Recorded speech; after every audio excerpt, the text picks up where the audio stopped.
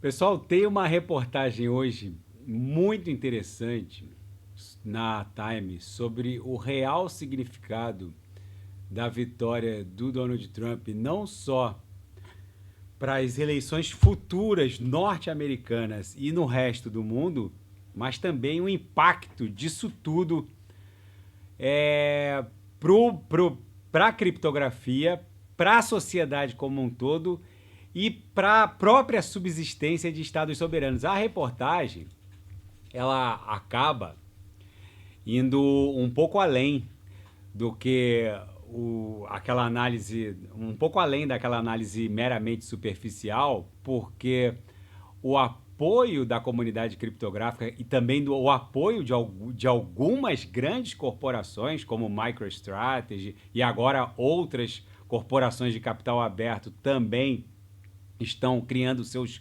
tesouros em BTC.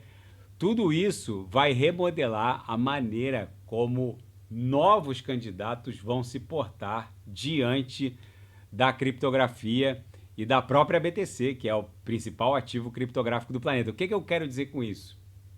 Gente, quando eu venho falando nos vídeos anteriores que o mercado ainda não precificou corretamente a eleição do Donald Trump, eu estou dizendo que o mundo, e não só os Estados Unidos, mas o mundo, em relação ao approach criptográfico, vai ser dividido entre antes dessa eleição do Donald Trump e após a eleição do Donald Trump. Por quê?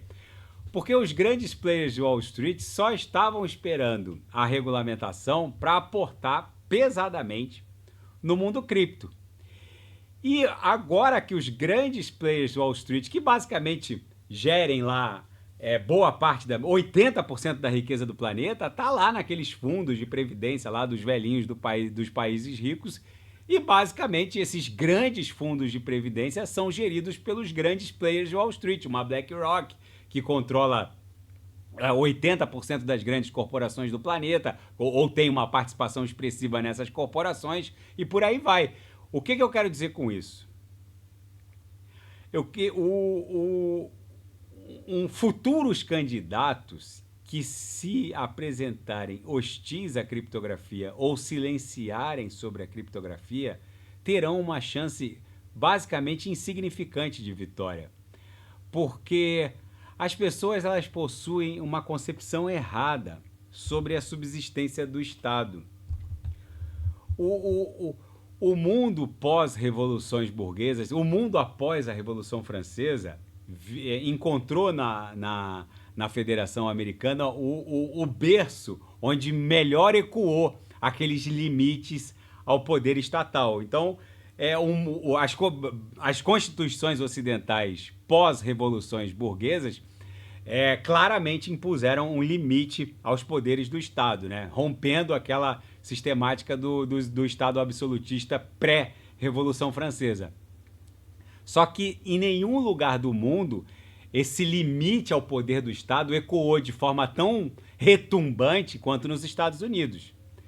É só ver que até hoje está lá, portar arma, enfim, liberdade de expressão são pilares da sociedade e da democracia americana.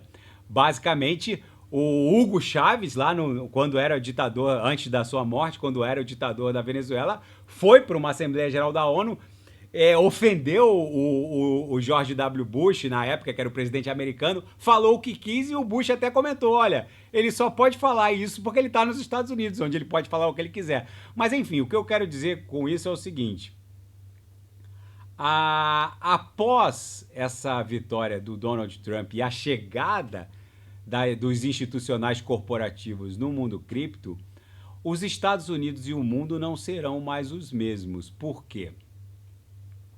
As pessoas têm uma visão errada da fonte de subsistência do Estado.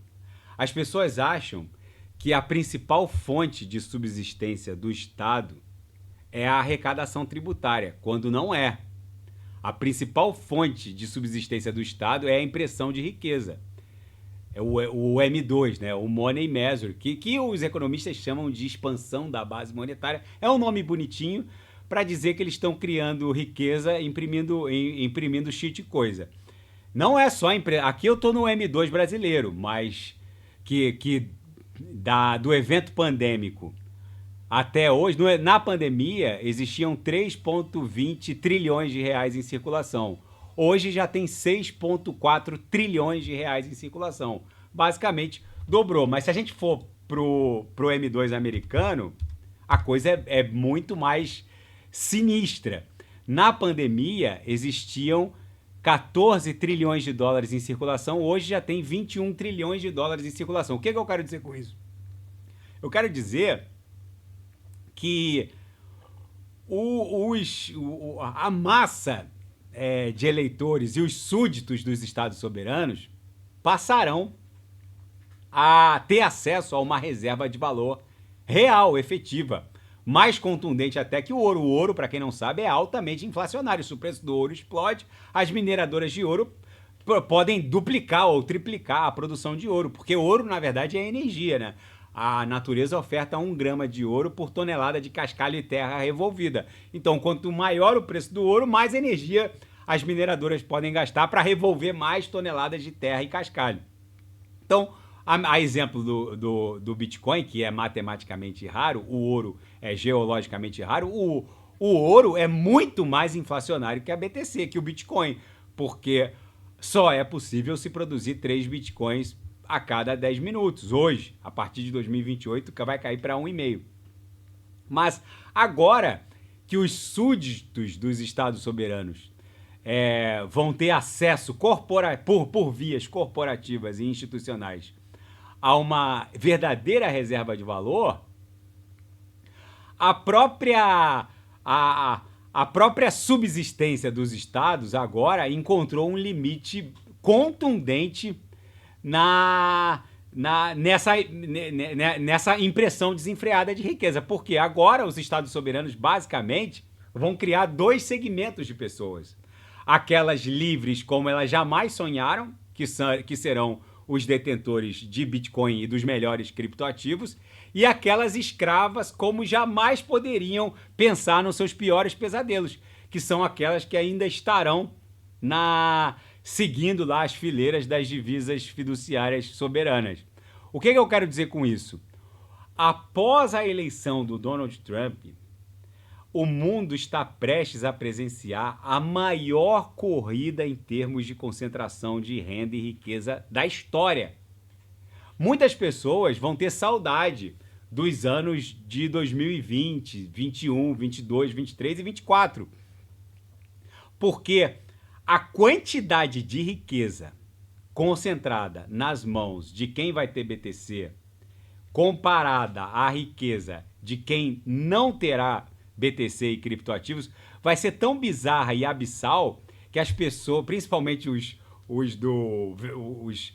socialistas e os seguidores do estado do bem-estar social, eles vão ter saudade dessa época, porque o que vem por aí, basicamente, é a oportunidade agora de qualquer um, até por vias institucionais, se proteger.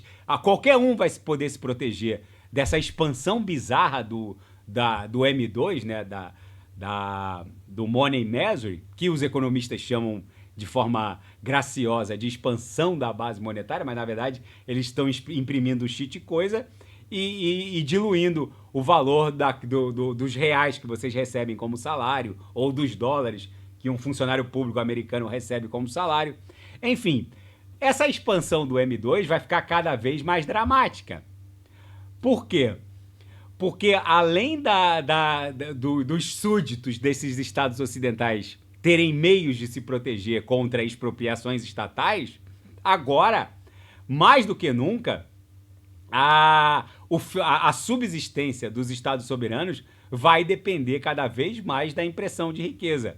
Até a presidente do Banco Central Europeu, a Christine Lagarde, estava sugerindo que a rede Ethereum arrecadasse tributos por meio de um sobregás lá no gás da rede, porque não é possível fazer nada na rede Ethereum sem o uso do gás, porque quanto mais europeus fazem uso de uma rede BSC, de uma rede Tron, de uma rede ETH, fazendo circular tokens USDT, que são ERC20, na rede Ethereum, à margem do sistema financeiro, mais a fenomenologia, que é a base imponível da arrecadação tributária, que é a circulação de riqueza, mais essa fenomenologia fica fora do alcance do Estado.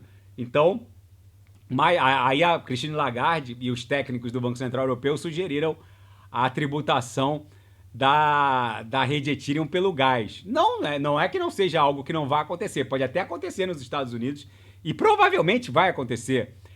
Mas uma rede descentralizada como a BTC, nem isso é passível de acontecer, porque teria que fazer um grande fork na rede, o que obviamente os milhões de validadores do mundo afora não se coordenariam para fazer. O que eu quero que vocês entendam é que as pessoas não estão entendendo o tamanho da revolução que está por acontecer.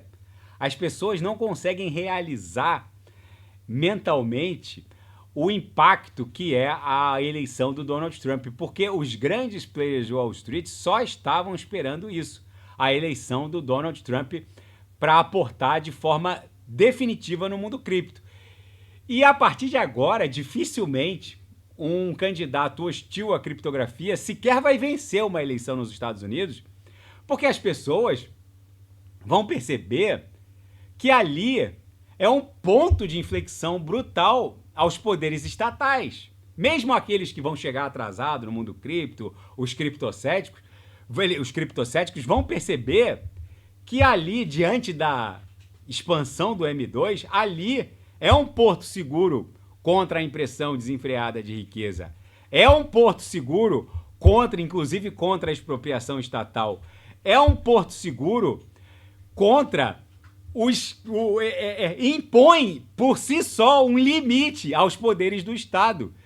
As pessoas não entendem que a gente está diante de uma segunda Revolução Francesa 2.0 em termos de limites ao poder dos Estados soberanos. Gente, hoje um Estado soberano moderno, ocidental, como o Estado norte-americano, o Estado brasileiro de 2024 ou o Estado francês de 2024, um Estado soberano ocidental moderno é infinitamente mais poderoso que o mais radical dos Estados absolutistas do século XVII. Vocês podem ter certeza disso.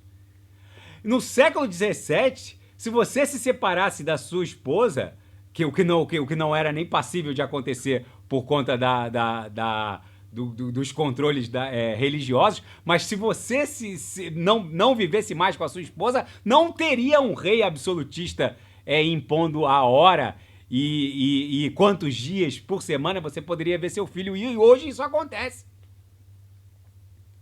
Hoje isso acontece. O Estado soberano se mete em tudo, ele se mete em como o seu filho vai ser educado, ele se mete em quantas vezes você vai poder ver seu filho se você se separar da sua mulher. O Estado soberano, ele criou uma longa manos sobre a vida dos súditos, jamais sequer sonhado no Estado absolutista do século XVII. O surgimento do Bitcoin e a descentralização imposta pela tecnologia blockchain, pelo mundo cripto, é uma Revolução Francesa 2.0. As pessoas não entendem que a principal fonte de arrecadação dos estados soberanos hoje, ao lado da arrecadação tributária, a outra principal fonte de financiamento do Estado é a impressão desenfreada de riqueza. É concebível que em menos de 4 anos o Estado norte-americano tenha impresso quase 15 trilhões de dólares. Isso aqui não para de avançar. Isso aqui até 2030 provavelmente vai estar indo para cima de 30 trilhões de dólares. É concebível, ou seja, é passível de ser detido esse poder de impressão de riqueza desenfreada? Não, esse poder não é passível de ser detido.